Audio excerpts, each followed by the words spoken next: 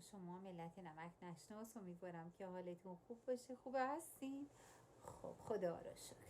امروز اومدم یه مقداری راجع به ناامیدی که توسط این فمینیستای وامونده داره انجام میشه با شما صحبت کنم.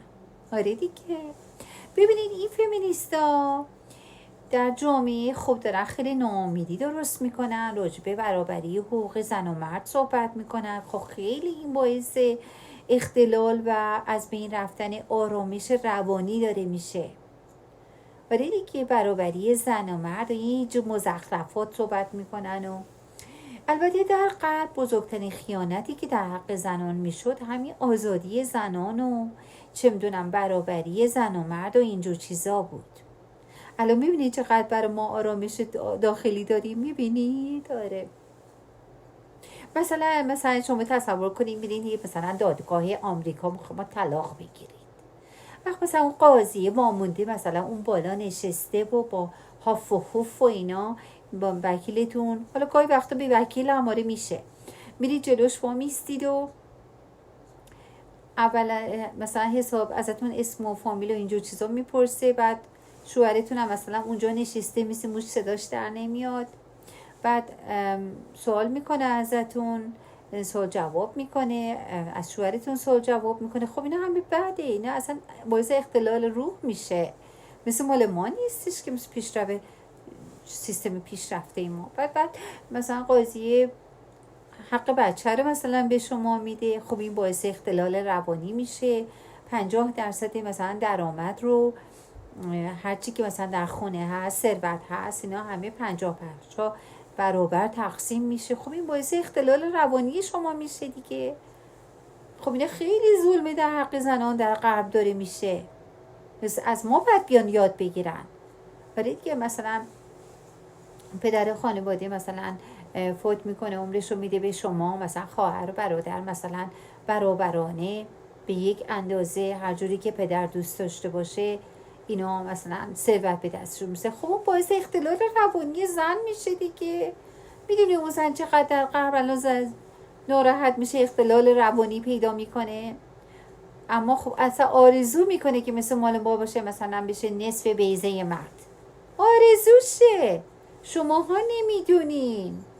من دارم بهتون میگم که اینا اختلالای روانیه که این وامونده ها دارن برای شما پیش میارن. البته ما در غرب داریم روشون کار میکنیم. ما یه کاری نگان خودمون رو به غرب فرستادیم، بیشتر در منطقه لس آنجلس و اینجور جاها هستن و اونا از خود ما هستن. ما اینا رو فرستادیم که اون اختلال روانی رو که توسط جامعه غرب وامونده پیش آمده رو از بین ببرن. خب گاهی وقتا با بیکینی مجبورن به جنگن. همین چند روز گذشته که شما دید که دیگه هنرپیشه عزیزمون که مال چیز هستن، خودشون گفتن دیگه، بچه دروازه غار هستن، رفته بودن اونجا که فیلمشون رو معرفی کنن. دیدین که چه بربشویی این اختلال روانان به پا کرده بودن اینا. و دیدین که سربازای ما همه با بیکینی و کلاگیسا و ناخونهای دراز و پاشنه‌ها رو باید میدین، پاشنه‌های 10 اینچی همه اومدن به کمک. چرا؟ به خاطری که از اختلال روانی و آرامشی رو که در غرب داره ازشون میگیره ناراضی هن. برای همین دیدین که با کفش و پاشنه‌های بلند و اینا رفتن به اصلا به ماتحتشون کوبیدن برای اعتراض. ما از اینا داریم. ما اعتراض خودمون رو بالاخره هر جوری باشه، اگر باشه که ماتحتمون رو مثل طبل بنوازیم، میکنیم این کار. ما صدا و فریادمون رو به غرب رسوندیم.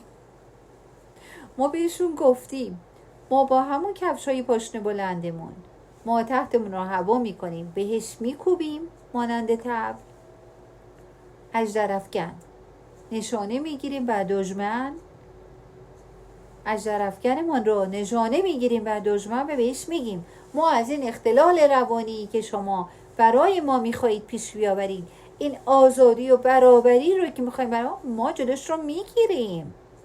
برای به من بپیوندید خواهران.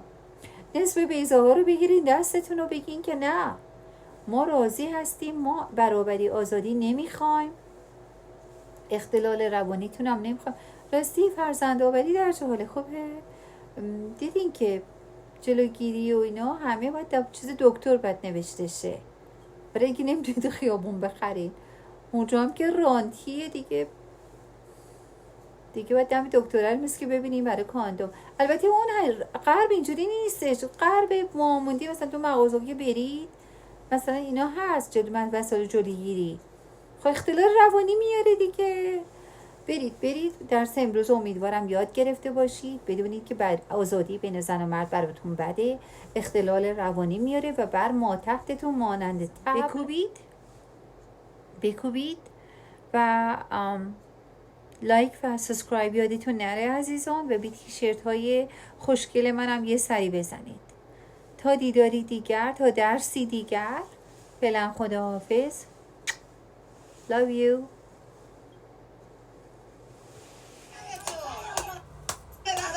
شما اینجوری برید ایران میگیرنتون رو. آره میگیرنتون. شما اینجوری برید ایران میگیرنتون رو. آره میگیرنتون. شما اینجوری برید ایران میگیرنتون رو. آره میگیرنتون. شما نگران نباشید. یه کنه کنیم پاشم دوباره ها، بزنم به ما تحتم پر روا.